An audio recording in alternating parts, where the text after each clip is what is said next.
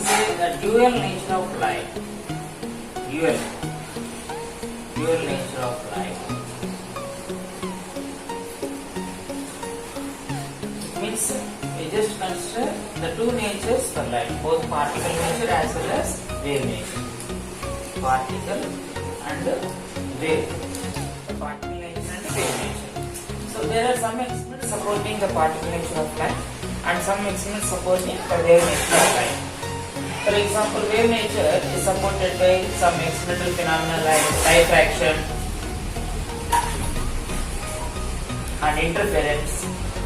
So these are the some interference. These are the some phenomena, some situations, some phenomena that is explained by wave nature of light, diffraction and interference.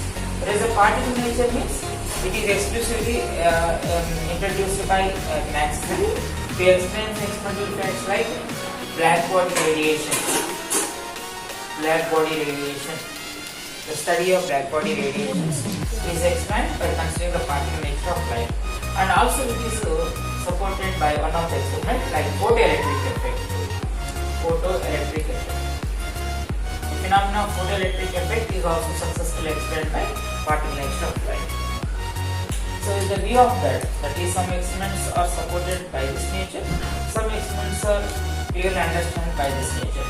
That's why this nature is considered. So the dual nature of light is considered, and which is of course given by Max Planck. That is the Max Planck's quantum theory, which explains the dual nature of the light. Okay, now yesterday we have discussed about black body radiation. There we supported the particle nature of light, and we understand that whenever the radiation is ejected from the body, it is in the form of the packets, and energy of the packet is given by E is equal to h nu. So that discussion has taken.